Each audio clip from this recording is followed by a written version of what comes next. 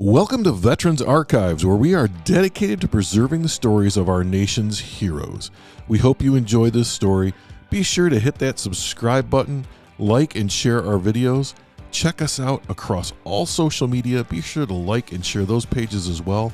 And for more information, go to www.veteransarchives.org. Today is Tuesday, May 13th. We're talking with Shirley Adams, who served in the United States Army. So good morning, Shirley. Good morning. Great to see you. Good to see you. And after talking with you on the phone and realizing that you knew my son, this is kind of an honor for me. So I'm very excited. Well, you should be. You have a great son. Thank you. He is absolutely adorable. Thank you. I like him too. Yeah. He's a good kid, but not just because I'm his dad. Yeah. So we'll start out really simple this morning. When and where were you born? I was born in Detroit, Michigan on March 17th, 1965. Okay, all right. Just a month before me, actually. I was born April 7th, 1965. Okay. Not in Detroit, though, in Lansing. In Lansing, okay, Yes. yeah. So did you grow up in Detroit? Till I was 7. My parents moved down here. We lived in Detroit, and there was a lot of turbulence going on in Detroit during those years, and my grandfather lived here in Orlando, and so he, said, "Hey, come down to Orlando. I'll get you a job where I work," and we moved here in 1972. Oh, okay. So any brothers or sisters? I have a sister who is 11 months younger than me. Oh, okay. So you're the older sister. I am. Do you act like an older sister? Just curious. Always. All right. Yes. I would expect nothing less. Yeah. My wife is an older sister, and I have an older sister, and they're very similar in those respects. Yeah, the oldest sister, they're expected. A lot more is expected of them. Yep. So do you have many memories of Detroit when you were growing up? Yes, like good memories of going to my grandparents' house, and I think probably, I remember trick-or-treating as a kid, and it was always very cold, unlike here, where it can be pretty warm. Yeah. So stuff like that. And then we would go back and visit, of course, family. Oh, okay. All right. And what about your parents? Tell me a little bit about them. What did your dad do, and what did your mom do? My mom was born in Detroit, and she ended up retiring. She was a nurse, as a retired nurse. And then my dad, he had to quit school really young to take care of his mom, but his dad lived here, and so we ended up moving here, when I was 7, and so he ended up going to work for Correct Craft, which is a boat manufacturing company, and then, because his dad worked there, and then ultimately, in the end, I ended up working there as well for 27 years. So kind of a family thing. It was a family thing, yep. Yeah. And my son ended up working there for a little bit too, so. Well, it's kind of good that he was able to, because I know things were getting pretty bad in Detroit at that time. Yeah. It's kind of nice that he was able to come down here and find work and be able to raise a family. Jobs were hard during that time, and so, trying to find a good job, and he did, and he stayed until he retired. Okay. So tell me about growing up in Florida in the 70s. I remember growing up in Michigan in the 70s, and I think it was probably completely different. Well, it was, yes. Disney was still new. Disney had just opened right before we came here. And it wasn't nearly as crowded, of course, as it is now. Right. And there were tons of orange groves everywhere. So we used to play in the orange groves right near here. I actually grew up in a house not too far from here, and we would go play hide and go seek in the orange groves, and so it was a little bit different. You came in when the lights, when my dad would say, "Come in when the street lights come on. You better be in the house." Right. And other than that, it was riding your bicycles every day and swimming every day, and during the summer we were in the pool all the time. So lots of friends. Lots of sun. Yep, lots of friends. Yeah, it was great. It was a good life. Well, good. How was school? School for me was I was okay, just average. I did ROTC when I was in high school because I always wanted to join the Navy because there was a Navy base, a recruiting base here. And I would remember driving past, they had like a big replica of a warship there, and where they were training the soldiers, and you could go drive past there and see the soldiers. They were in basic training, and they were marching and stuff, and I'm like, I want to do that one day. And so got into high school, and my high school had Navy ROTC, and loved it. I loved it. Oh, well, so was there military in your family, or was No. this? Wow. No, I'm the first one. Wow. Okay. Yeah. All right. I don't know why. Yeah. You didn't end up joining the Navy, though. I didn't join the Navy. Got to senior year of high school and time to make that commitment. And coming out, the Navy had a 1-year waiting period for women going in. Oh. And when you're 18, a year sounds like a long time. And I was, my best friend was also in ROTC with me, and her dad was retired Air Force. And we decided, for whatever reason, we were going to join the Army.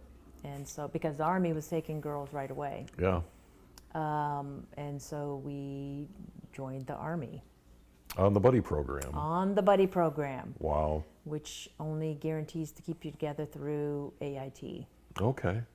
All right. They're pretty good with that guarantee. Yeah, yeah. We were in basic training together. We went into basic training together, and it, like any friendship, there's always seems to be like one person who's stronger over the other, has a stronger personality, and my friend had a really strong personality. Mm-hmm. I am the laid-back, easygoing person, and so I just wanted to make it through basic training, without being seen. So, Yeah. I was just hoping I could go in there, and, because being yelled at is not high on my list of things that I enjoy. And so when they asked, right in through basic training, they asked who can march, who knows how to march, who was in band or who was in ROTC. I did not raise my hand. And I was pretty tall already, so I was already in the back row. Right. For girls at that time. And I didn't raise my hand, but my friend Charlotte, boy, her hand went straight up, and she was all about being in charge and whatnot. And so they were picking, platoon leaders and squad leaders and all that stuff. So they're doing squad leaders, I think, first. And she became a squad leader, and I'm just fine, standing in the back. And one day we're in line, we're in formation, and the drill sergeant comes right up behind me. And my maiden name is Oakley, and he's like, Oakley, be in my office at, whatever time. I thought I was going to die. And I'm like, what is going on? So I show up in the office, and he and the other drill sergeant were there. We had 2 drill sergeants.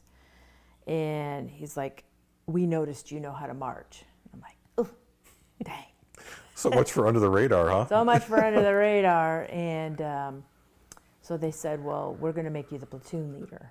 And I'm like, oh, no, this is not what I wanted at all. Right, and it wasn't an option, right, Shirley? Wasn't an option. And so I ended up staying the platoon leader the entire time, which was fine. I think that wasn't the first time that had happened, where I had been put in like a leadership position just out of the blue. It actually happened in high school too, because when I was in ROTC, one summer they actually took us out, and we did a week's worth of basic training in the Navy ROTC. And the same thing happened there, sort of. They made me the leader of that group, even though I didn't want it. And so yeah, that sort of did it. So it sounds like people see in you this leadership quality that's just there. I don't know. I don't think try to be quiet. Yeah. Get through. Well, some of the best leaders are chosen, not the people that raise their hands and try and be leaders, right? Mm-hmm. Yeah. Yeah. Actually, basic training put a little bit of a strain on our friendship, on Charlotte's friendship. And because she wanted to be the leader and I didn't. And so then I ended up being the leader over her. And I mean, it was fine, but as I started, I was like, wow, you can be really irritating. And so we're still friends now. can only take her in small doses. Well, and I think you see it from a different perspective, Yeah. right? When you're a leader and you're ultimately responsible, you start to kind of see the things that people do that maybe you didn't see when you were True. flying under the radar. That is true. Yeah. Yep, very true. So basic training was what? Was it 12 weeks? It was 8 weeks. 8 weeks. Okay. Yeah, because it was the 80s. Yeah. So I went in and we left for basic training the day after Thanksgiving, 1983. Interesting. I think the military does that. I went to basic training the day after Christmas in 1984. Oh. I took a gap year before I did anything, but I think the horrible thing, though, was because it was Christmas, they sent us home from basic training for a Oh. week. How hard was that? Horrible. yeah. I mean, not coming home. Coming home was great, You knew you had to go back though. but going back was traumatic. Yeah. Yeah, it was horrible. I can only it's like going to basic training all over again Twice. kind of. Yeah. Yeah. Yeah, no thank you. I think they did extend us out maybe a couple of weeks because of that, but Okay. yeah, Did you go to Fort Jackson? I did. Okay. Relaxing in Jackson. That's where all the women went in the 80s, I think. I believe so. Yeah. There were a lot of us. Yeah, 'cause I think they were, like, the military was really just kind of starting to integrate males and Right. females at the time. Right. Right. Yeah.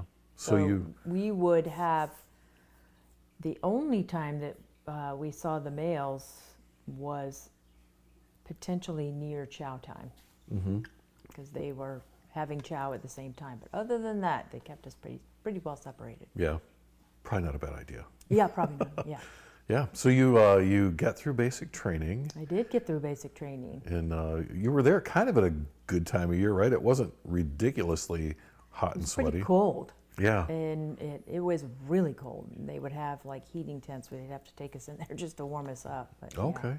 Yeah. Yeah. Anything else stand out in basic training or any other?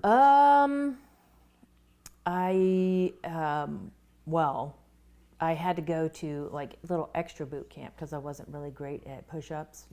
And so after the day was over, you'd have to go do weight training. And those of us that got selected out, but just had to make it through the minimum for push-ups. But other than that, it was fine. I didn't really, I learned a lot. Yeah. Yeah. And so did you come home between basic and AIT, or you just go right to AIT? Went straight to AIT. My mom and my stepdad and my sister came up for graduation. I think we got an afternoon with them after graduation, and I don't think we had the next day. I think it was really just that one day, Yeah. and then right on into AIT. But going back to MEPS, when you're choosing what you're going to be, the recruiters were trying to get me to become an MP because of my height. But my friend Charlotte was short and needed to lose weight before we could even get to basic training. And so we had thought, I don't know who thought it up, maybe her because she was stronger personality. I thought one day I wanted to own my own restaurant. I'm trying to think farther out ahead. Right. What can I get out of this? And I was like, owning my own restaurant would be something really cool. And so we ended up becoming Army cooks.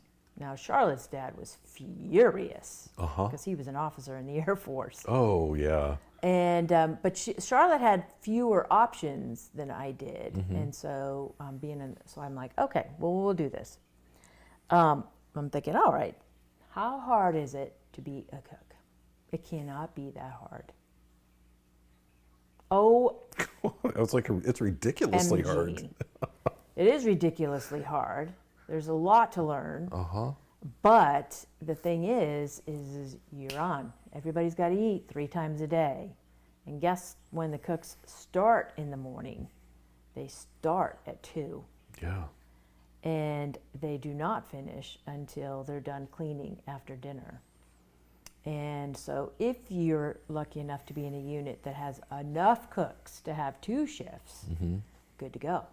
But if you're not, it is tiring. It's a lot of work. It's a lot of work. Yeah. And doggone it, they got to eat 7 days a week. That's right. Yeah, that doesn't stop. Yeah, it Right. doesn't stop. So it was exhausting. Yeah. And so, how is AIT for cooks then? I mean, Yeah. because I A went lot to of math, actually. Yeah. It's a lot of math because you're trying to learn how to use this industrial equipment without chopping off all your fingers. But it's taking these recipes and either multiplying them or contracting them, with math, of course. Yeah. But other than that, it was fine, and just, learning regulations, actually a lot into it to make sure you're not giving somebody food poisoning. Right. Right. Well, and More difficult than I anticipated. and I think it's funny because like I remember math in high school thinking I'll never use this. And Me too. I'm not an Army cook, but I do a lot of cooking, and I Yeah. find myself using algebra all the time Right. to solve for either upscaling or downscaling a recipe. My biggest problem in downscaling after I got out of the military was mashed potatoes. Like, we had lots of mashed potatoes. Right. Hard. Scale that down now. Yeah. You don't need mashed potatoes for 100 people. Exactly. That's But, funny. I mean, I can whip up a meal for a bunch of people. That's funny because I remember when I first got married a long time ago. I was used to cooking for like a family, and it was just her and I, and we had moved to Virginia Beach. So I'm cooking like nachos for 8-10 people, Yeah. and it's just the two of us. I think we both gained a few pounds because Yeah. of that. But yeah. And when you will gain a few pounds while you're doing that, because you've got to taste test everything. Right. And then when I was in my regular unit, we would eat like before and after, so you have to be careful you don't eat twice. Right. Exactly. Right. 2 dinners, 2 breakfasts, Exactly. whatever it is. So so how long was your AIT? AIT was also 8 weeks. Okay. Yeah. And then what happens from there? So what happens from there, we're in a formation, and they're just naming out where you're going, where you're being stationed, because you have no idea where you're going to go. And Charlotte and I both got sent to Germany. We were going to Germany. So then you get to come home. They sent us home for a week in between AIT and then being sent over to Germany. And so then went into Ramstein, and then into Frankfurt, and then got sent to our base, which was in Gelnhausen. Charlotte ended up staying in Frankfurt, and then I went to a tiny little base in Gelnhausen, Germany. Right, that didn't have enough cooks for 2 shifts. Yeah, sometimes we did. Sometimes we would join together with other units so that we could make it, because you can't do that for very long without having a break. Right, Yeah. I can only imagine. Or we would take turns, for the weekends for the different units, because I was in a HHC unit. Okay. And how was Germany? Gorgeous, beautiful, cold, but absolutely beautiful. The base that I was at used to be a World War II German base, and so it was gorgeous. And the barracks were like block. I mean, it was just very idyllic. It had cobblestone streets still. In the middle of it, it had this beautiful like pond that used to be a swimming pool for officers. So it was really very different. And the countryside was just really hilly, just gorgeous, beautiful. Yeah. So did you have off time to enjoy all of that? Yeah, I did have off time. In fact, that's how I met my first husband. He was also in the military. We were in the same unit, and he was a mechanic. And so, yeah, you would get to go on your off time, and of course weekends, you would get to go. I would go to Frankfurt to visit Charlotte, and a couple of my other friends were nearby that went to basic training. But then you got to go into the countryside. It was really very pretty. Oh, I've never been in Germany. I've talked to a lot of people who have. I want to go back. Yeah. Yep. Yeah, Got to go on the Rhine River, and my first husband, Stephen, he had his car was shipped over to him, so we went on the Autobahn, and which was scary. And Don't like driving fast? no, got to go to a couple of castles, and Yeah. yeah, very pretty. Yeah. Is there anything about Germany that really stands out to you? Like if you think about back to that, what's like one thing that's just really sticks in your head? So Stephen and I actually ended up, we got married, but we lived off post. Uh-huh. And I think what stands out to me most is just the little town of Gelnhausen. They would roll up the streets practically at 12 o'clock on Saturdays. And then there was nothing happening all through Sunday. So it was just very more laid back. I think the other thing that stands out to me about Germany was the people in southern Germany were much more welcoming of Americans than the people in northern Germany were. Oh. Wow. Do you think that's because in northern Germany that was more of a fighting thing, and in southern Germany where it was more of a liberation thing? It could be. Yeah. It definitely could be. Because it was only the 80s, so now you're only talking about 35, 40 years since the end of the war. Still not enough time, I don't think, had passed. Which is interesting because you talk about World War II now, it seems so far away. So far away. But when we were growing up, right. Vietnam was kind of still going on. Right. Right? And it had maybe just ended, but World War II was still something. There was lots of movies made about it. Right. People still talked about it. Yeah. I mean, when you went to Frankfurt, you could see in the buildings themselves in downtown Frankfurt where they had literally built on top of the ruins. And so you would have like this much where you could see the original foundation of the building, and then where they just built up. And it's just was pretty amazing. Yeah. You probably wouldn't even see that today. No, you wouldn't even notice it today. It's all gone. But they would tell you about it then. Absolutely. Yeah. Yeah. So how long were you in Germany? I guess it would have been about a year and a half, a little over a year and a half, about a year and a half. Okay. And then, what I would say. So did you rotate back stateside, or did you get out of the Army? How long? So when Stephen and I got married, I was pregnant. And at that time, and because we were in a tiny village, we did have a medical unit there, but nothing that was spectacular. Right. You'd have to go back to Frankfurt to get like a real doctor. And the first question they ask you is, are you going to have an abortion? That was the very first question in 1984, and late 1984. And I said no. And so then I only had a few options back then. They were not, as you were talking about, women were still just really being integrated into the military. Right. There was they didn't have a plan. No, basically it's a great way to get kicked out. Yeah, so you didn't get kicked out. You had a couple of options. One, you could have an abortion. Right. Number two, if you because I was in an HAC unit, we would go to the field all the time at the drop of a pin to do our planned war games. And you had to be ready to go in 15 minutes. Right. Well, if you've got a child, you better have a good support system. I didn't have that support system over there. And most wives of other military men thought you were trying to steal their husband. And so they were none too friendly towards you. Right. None too friendly.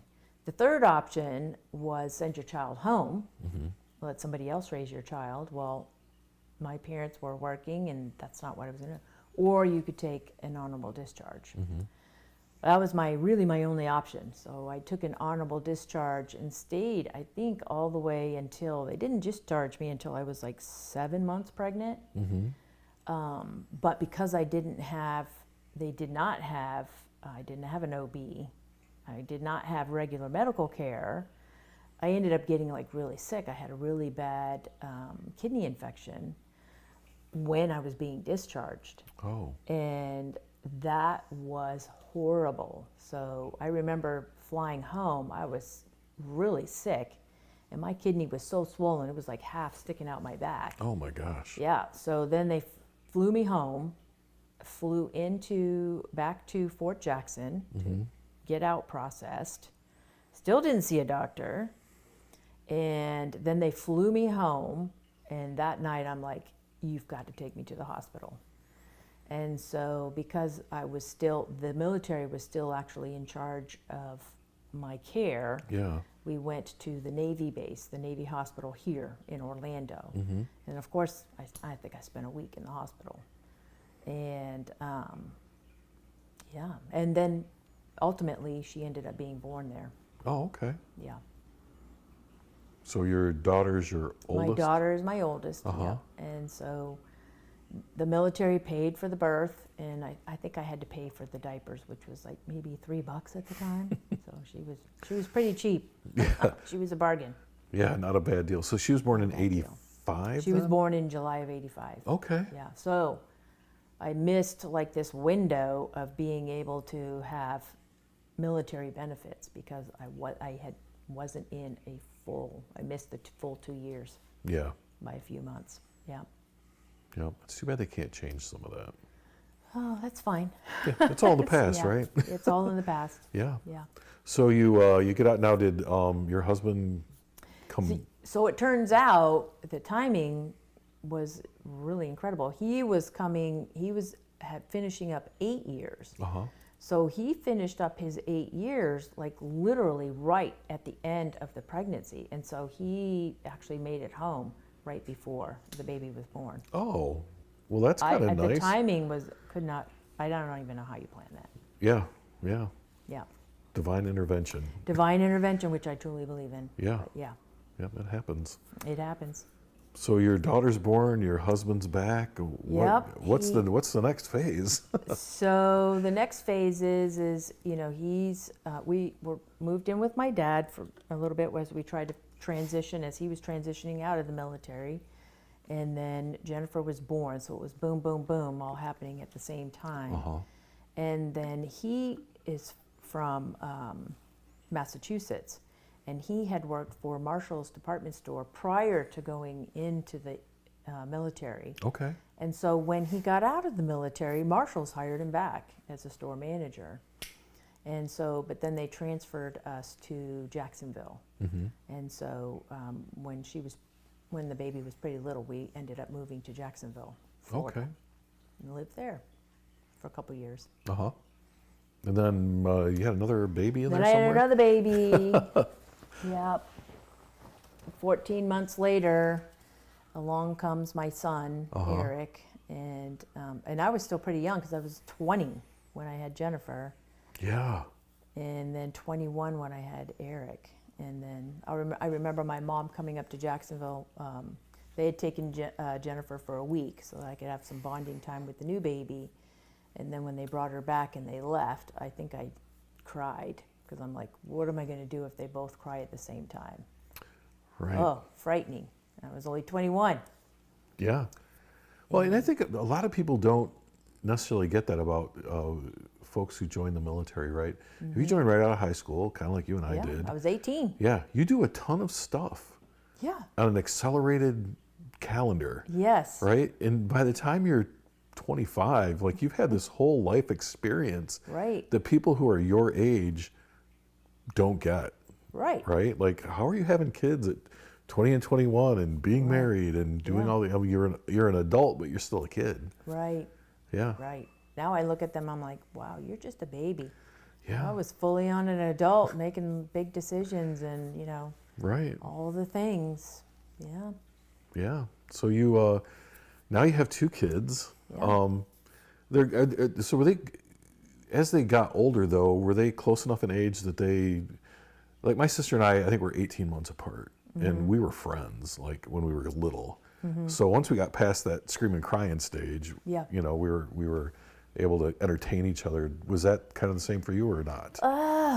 Not really, because they're so polar opposites in many things. So my daughter Jennifer is she knew what she wanted to be from a very young age. She wanted to be a teacher and, just really book smart and reading all the time and all that stuff. And my son, God bless him, it's a miracle he graduated from high school, but he was full on boy, wanted to be outside in sports and breaking parts of his body, and rough and tumble. Right. And so they were really totally opposite. Now they got along, but they were not close friends. They were not friends. Okay. Yeah. They ran in two totally different circles. Yeah. Yeah. I can understand that. Mm-hmm. So you're married. Your husband's working. You're raising kids. So my first husband and I, after we got to Jacksonville, we stayed there for a while. Eric came along, and then Stephen got transferred back to Orlando and was working for them in Orlando. But he had a lot of issues there. Alcoholism is pretty prevalent in the military. Yes. And I did not see that while we were in the military, but after we were out, it becomes a monster. Mm-hmm. And it's not the way, I just was not going to have my children raised that way. Right. And so, he didn't want to get help, and so we ultimately ended up, divorcing. Mm-hmm. And we're great friends now. In fact, he literally, last week, he sent me these YouTube videos that he found of Gelnhausen as it stands today, because it closed, that base closed and was absorbed back by the town. Mm-hmm. And they turned it into office buildings and stuff like that. But you could still, somebody had gone through and taken a tour, and I was like, wow, it doesn't look the same, but there were things that I recognized from almost 40 years ago now. That's kind of cool when you can see that happen. Yeah. Yeah. Well, it's good that you're able to be friends. Oh, yeah. We couldn't be married, and he ultimately did end up getting help for his alcoholism. He ended up moving back to Massachusetts, and now he's a big AA proponent, and he hasn't had alcohol in a long decades now, but yeah. Yeah, that will definitely change a person. It will. So when you got divorced, then did you go back to work? Yeah. So I was working while we were married. I was when we lived in Jacksonville, I worked at night and at McDonald's at the mall, which was across the street. And then McDonald's wanted to put me through their management training program. Because you're a leader. Yeah. And because we moved back here to Orlando, they were like, hey, we have a management training program. But I ultimately ended up not doing that. When Steve and I broke up, my dad got me a job at CorrectCraft because I needed a job. And he's like, come work for us. And I was like, all right. I wanted to become a police officer, believe it or not. Mm-hmm. And so my mom was furious that I was going to work at CorrectCraft. She's like, you can only work there a year. You're not going to work in a factory your whole life. And I'm like, okay, whatever. And I had applied to the city of Orlando, their police department. Mm-hmm. And it's a process. If you want to, there's all these steps, check steps along the way, and you can be kicked out of the process at any point. Right. So I made it all the way through, and the last is a psychological evaluation, and then you're cleared to go on. I did get cleared to go on, but they had no white female spots, no white female positions. And they're like, go apply for the county, and they'll hire you right away. Uh-huh. But I was already was seriously dating my current husband, Bill, at the time. And he's like, I can't be married to a police officer. That just, no way, that can't happen. So then I did stay with CorrectCraft, and ended up, I never went to college, but I did seek a transfer because I was just doing regular production line work. Yeah. And they had an opening in purchasing.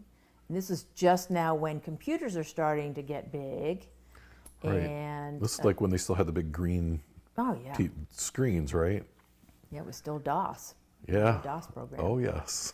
And the monitors were like, they were huge. There's a whole segment of society that's listening to this right now that has no idea what we're talking about. No clue.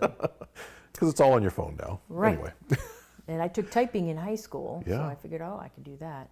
And I remember somebody asking me, well, it involves a lot of computer work. And I'm like, well, I can type, and I we'll learn the computer, which I did. Yeah. And back then, of course, they weren't teaching, we didn't get computer classes in high school. No. We got shorthand and typing. Yeah.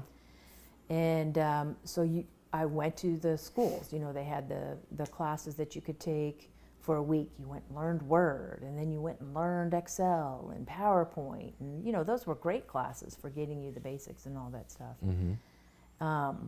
So I was in purchasing for a year and a half. Really loved it. Loved it. Love I am a huge proponent of manufacturing. I love manufacturing.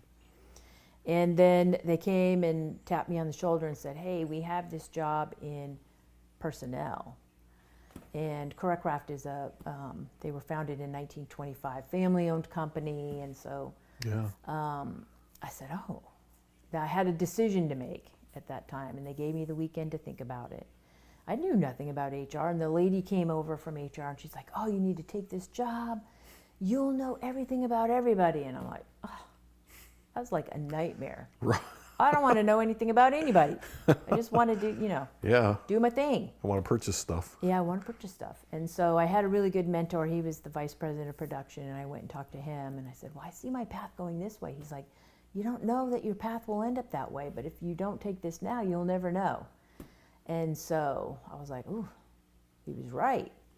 So I took the job. I just said, please just make sure that I get the right training, because that job did payroll every week. Mm-hmm. And for me, that was like a huge responsibility. Well, it is a big responsibility. Now I can do it in my sleep, but I think of the first 90 days, that's probably what kept me up most at night, making sure that, because I knew everybody, most people live paycheck to paycheck. Oh, yeah. And so for me, that was a big deal. I didn't want anybody to miss out on that. So they did. They sent me to school. I started taking classes at Rollins, learning how to do things, payroll courses and HR courses. And then along the way, the company itself started to change. They were in their third generation. Right. And somebody along the way said, if you want to keep your job, you're going to have to go to college. And I was like, oh my gosh. By now, my son's 18. He had just graduated from high school. And I was 39, Mm-hmm. and I went to Valencia College here in Orlando. And my first night of class, I'm like thinking I'm really old at 39. Yeah, super old. Super old. I'm like, I'm going to be the oldest person in class, and I'm just starting at the beginning. And I had to take these like remedial math classes before I could even take math. Mm-hmm. And the first night in class, there's one of my son's friends, high school friends, is in the class with me. And I'm like, well, this is not intimidating at all. Right. And so I'm texting Eric, and I'm like, oh, so-and-so's in class with me. And he's getting a text from his friend, dude, your mom's in class with me. I was like, oh. But I made it. It took me 6 years to get my undergrad degree. Uh-huh. And by that time, they were now requiring master's degrees. So they, if you wanted to stay, I was already in a senior leadership position. And so I had the job long before I had the title. Right. I was doing it. And so they paid for my master's degree as well. And so my best friend, she was the executive vice president. We went and did our master's degrees at the same time. And it was great. It was at UCF.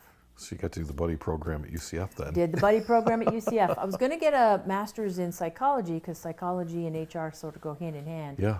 But my boss, Bill Yergin, he is the president still of Correcraft. He's like, oh, you'd be way more valuable if you had an MBA. And so I'm like, well, you're paying for it, so I'll get the MBA, whatever you want. And I did, and it was an amazing experience. It was. So how old were you when you got your master's degree then? So, well, I just turned 60 this year, Yeah. so I think I was like maybe 47. Okay.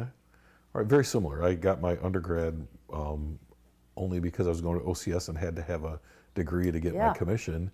But then I had a bunch of VA money left over, so I got my master's. But I got it I finally got it when I was 50.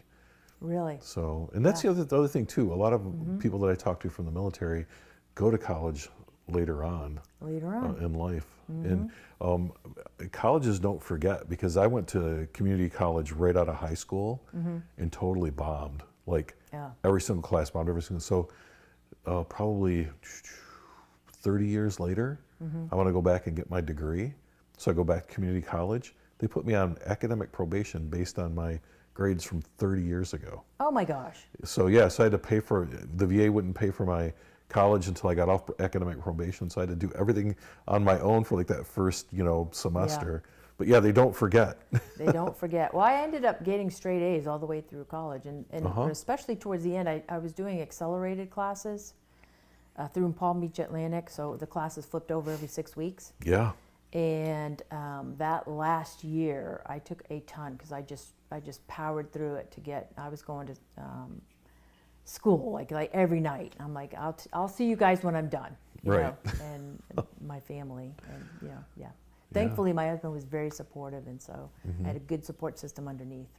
So my daughter and I think, graduated near the same time. Oh, that's kind of with our cool. masters. Yeah. Did you walk for your Of course. degrees? Okay, I was Yeah. curious. Yeah, I did. Yeah. I was like, man, I'm walking. I got this. I'm walking. Because I walked for my associate's degree, but I didn't walk for my undergrad or my graduate degree. I was like, I'm just done. Well, the graduate degree, it was a cohort, and we all got pretty tight, and Yeah. pretty close. In fact, we're still friends now, and so we all walked together. And it was UCF, so it was like massive graduation. Right. Yeah, you kind of have to go do that. Yeah. Yeah. So there's something interesting I'm kind of learning about you, is that your friendships sort of stay. Like, you know, you went in on the buddy program, and Yeah. you're still friends with that person. You're still friends with your ex-husband. You're Yeah. friends with the people you went to college with. Yeah, my very best friend is, we met in the 6th grade. And Wow. she actually married a Navy guy, and they spent 30 years in the Navy. And she moved back here probably, I guess it's been about maybe 8, 9 years ago, because her daughter lives here, and she was becoming a grandma as well. And yeah, we're just best friends. 30 Yeah. years, we just went right back to being best friends. Yeah. That grandparent thing sort of sneaks up on you, doesn't it? Well, it's the best thing ever. Oh, I love it.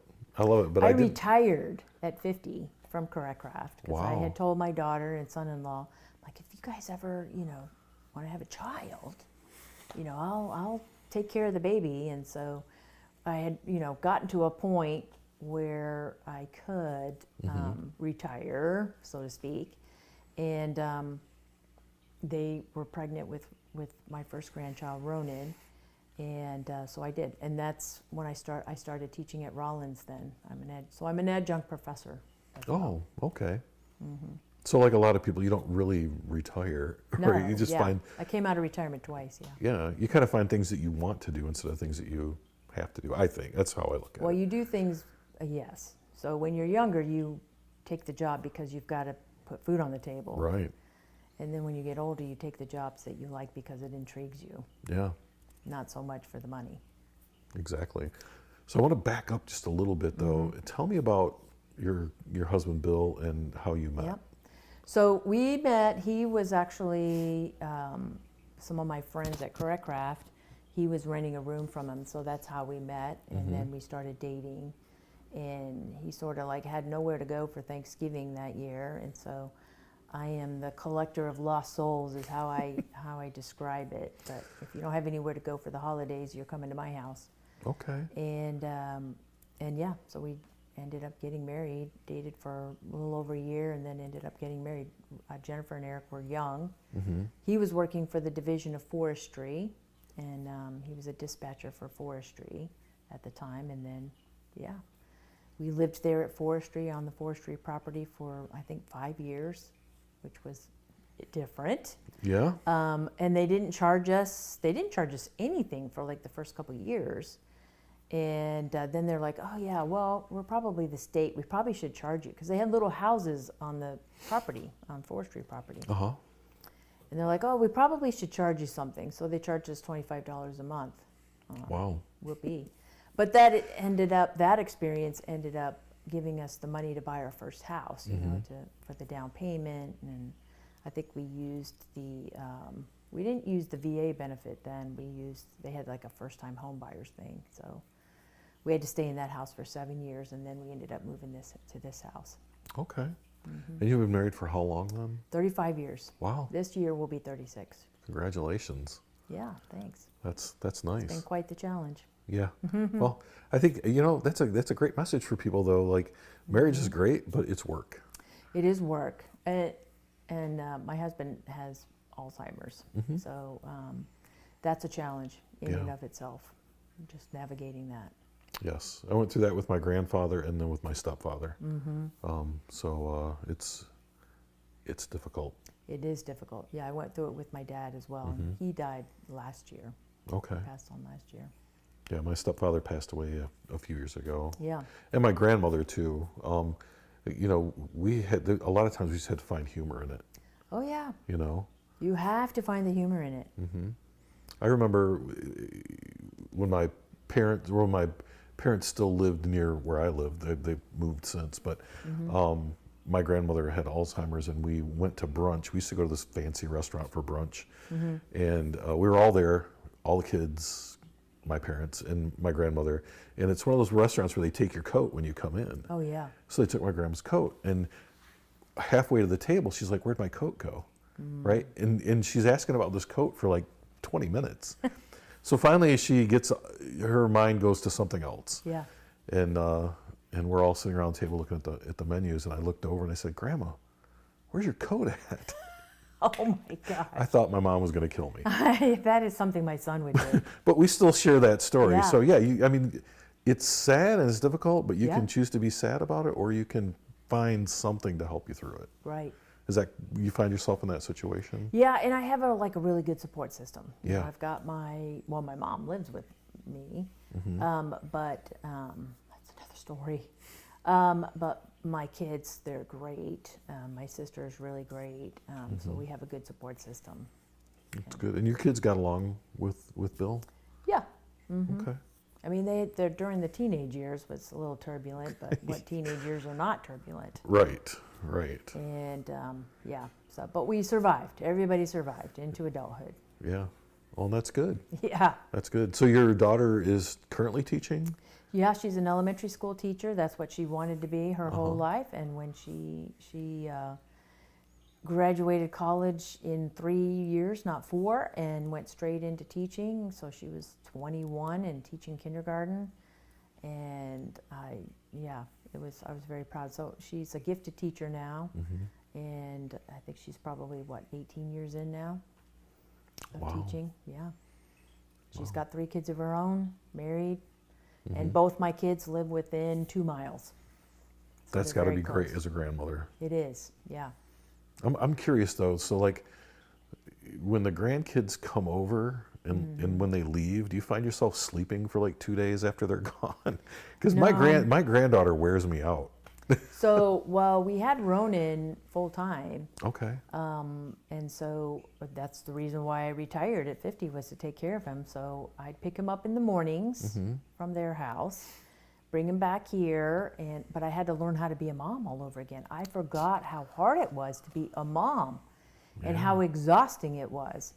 And so, but we did it, and it was like the best thing ever. And then Scarlett came along. Those two are 18 months apart, exactly 18 months apart.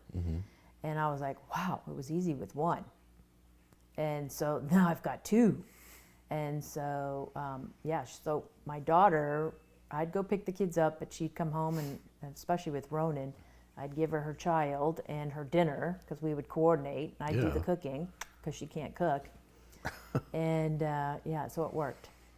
So now I'm sort of in the groove. It doesn't bother me. Now there's 3 of them. Right. Yeah. Well, and you're young. Big picture. Yeah, big picture. Right. I like to think 60's young. But my kids don't think so. Oh no, I think 60's young. Yeah. My body's telling me otherwise in some aspects, but Right. yeah. We don't bounce like we used to. No, it's harder to get up off the floor. Yes, it definitely is. So you're an adjunct professor as well. I am, and I 2 years ago, a friend of mine that I went to high school with and church with, he had asked me to go out for coffee, and so we met. He needed an HR director, and he told me, he's like, oh yeah, I'm working for First Presbyterian Church now.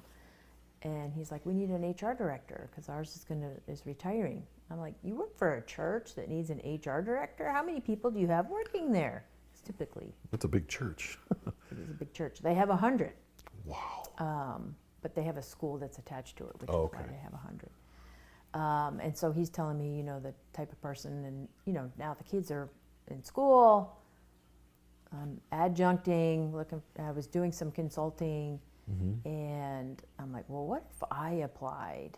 And so, because I've always been a faith person, and working at Correct Rafted, they're a faith-based company as well. And I applied, interviewed, got the job, and it's probably it doesn't pay as much as some of my other job, but it's the best job I've ever had. Yeah. One of the best jobs. Correct Raft was really good too. Yeah, it sounds like you just had a series of good experiences. Yeah. Probably a few bumps along the way, but a series of good bumps experiences. along. Yeah, there was one I worked at for a year, and I was like, oh, this is not for me. They were actually paying me a lot of money, but I was like, not for me. Have you discovered that money's great, but your sanity's a little bit more important? Sanity and time. Yeah. My time, when the kids were growing up, I have a lot of regrets about, I had to work, so I missed that field trip or whatever. Now I tell people that I teach and that have worked for me, never miss a field trip. Don't be afraid to come to me and ask for the day off because you got to go do something with your kids. Yeah. And so I think they appreciate that. Well, your experience is going to help them have an even better experience. Have a better experience, yeah. Yeah, I can understand that. Yeah, I think something changes in us. Well, again, we had to do this because we had to put food on the table, and now I can kind of choose what I want to do. Exactly. And so do you feel like you're positively impacting like that next generation of folks that are going to be working? I totally feel that way. There's actually the lady that's working for me now. She is going to nursing school at night. Now she's a single mom, so I already feel for her. And she's doing her homework all day. She's a receptionist, so she has a lot that allows her to be able to do that. Whereas some people it would probably drive them crazy. But I'm like, if she can do it, it's not hurting anybody, and ultimately in the end, she's bettering herself. Right. That's why I'm here. Yeah. Well, and when you do those sorts of things, you make better employees. Yeah. Like an employee that you've taken care of, they're 9 times out of 10 going to remember that, right? Right. Yeah. So people remember how you made them feel. Yes. Yeah, there's a quote about that somewhere. I think the nation's poet actually wrote something about that. Yeah. Yeah. Well, you've done a lot, and you're semi-retired but not retired. Yeah. You've raised a family, you're taking care of a family, you're taking care of your husband, there's a lot going on. I do want to ask really 2 more questions. The first one is there anything that we haven't talked about that you would like to share as part of your story? Part of my story, well, because I was in the right place at the right time, I think. And Correct Raft gave me so many opportunities. We started doing mission trips around the world, and I've been to a ton of places because of that. And my master's degree, got to go to China as part of that program. Wow. It was built into the curriculum. Amazing. Just the opportunities that I've had, I am so grateful for. I'm like, I never thought that this would be the life that I would have. I figured I'd just go to work someplace like my dad and stay there until I retired, doing menial nothing. And that's not the way it turned out. It's amazing how life does that. Yeah. I want to ask you a question about so you did mission trips. Yeah. I know this is not a fair question, but if you could just pick one of those that was your absolute favorite, tell me about that. Yeah, it was the very first one to Mexico. Okay. Because that one changed my life. They were all great, and I got to go to Ethiopia and all these different countries, but that one changed my life because I had worked for this faith-based company, and we would have guests come in, and there were Bible studies and whatnot. But our president, Bill Jurgen, he was new to the company, and he told me, we're going to do mission trips. And I was like, we're going to do what? And he's like, yeah, I want you to find a place where we can go and take employees out of the country. You can't be in the United States. I thought he was crazy. I'm like, how are we going to do this? You do this through church. And I found a company. I didn't know how to do it. So if I don't know how to do something, let's go find somebody who does. Right. So I did. I found a company called Missionary Ventures.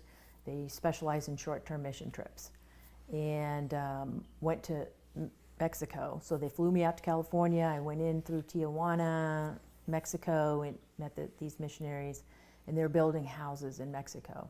It's a house to them. It's a shed to us. Right. It's a house to them. And I said, okay, we're going to do this. So we took 25 people in July to Mexico. It was hot. Yes. And we were staying in a campground. We were camping at night. And so there were no facilities. And the smell was just unbelievable.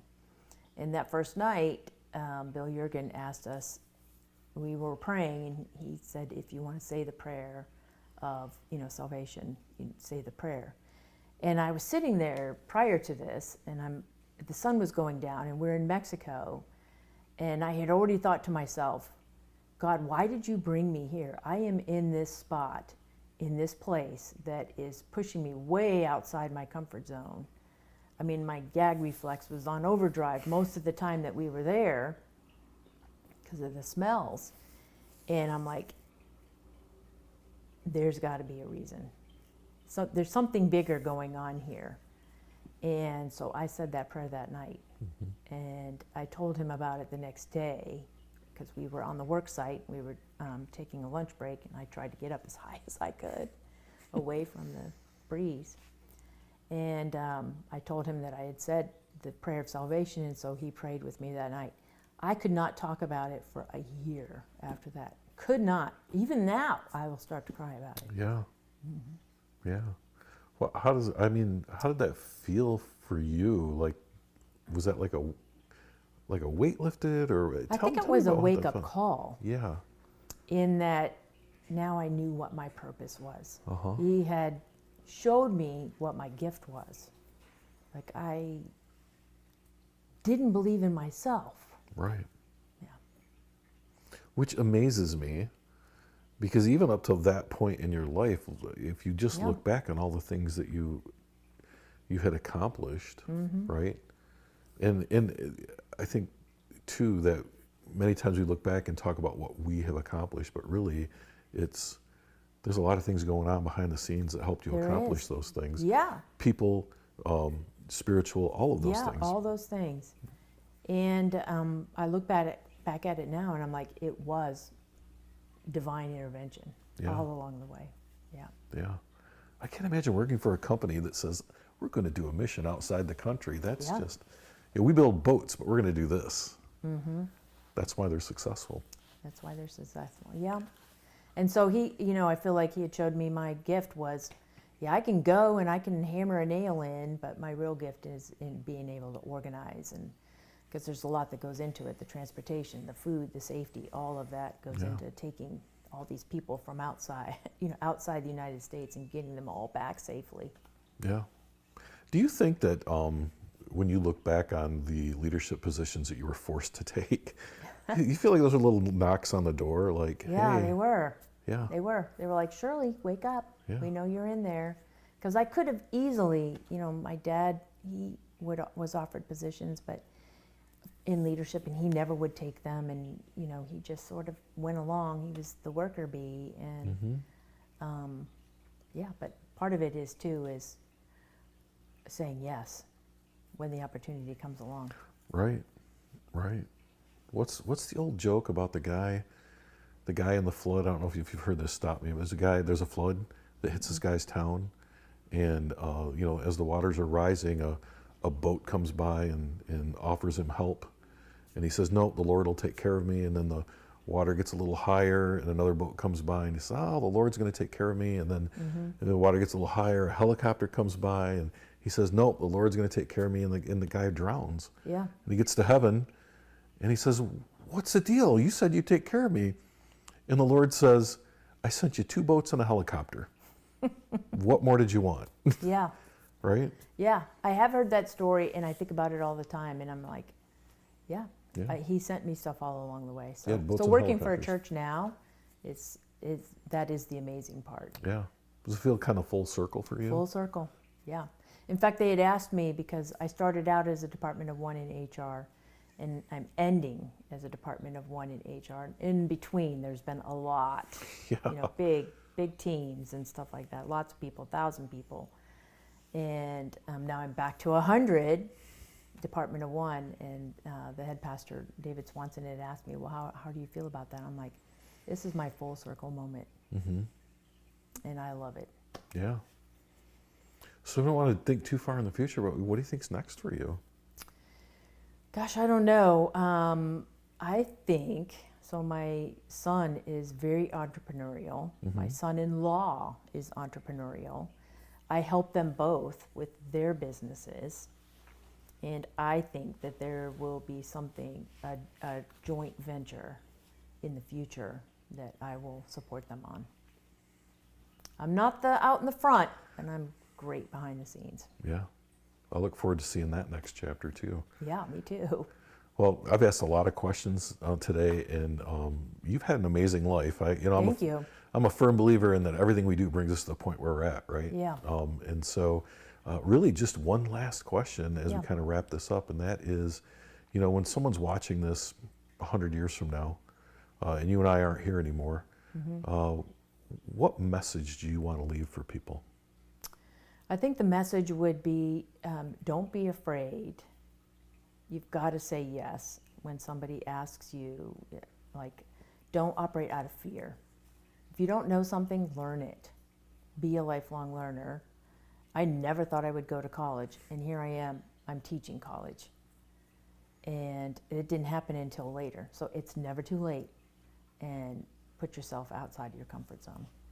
You'll be so richly rewarded. All right, well, that's what I want them to know.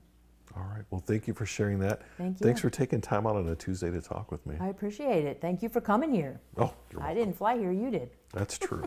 Thank you for watching Veterans Archives. We hope you enjoyed this veteran story. Please be sure to hit that subscribe button, like and share our videos, as well as checking us out on social media. We're on Facebook and TikTok, LinkedIn, X, and Instagram. Be sure to check out those pages, share, and like.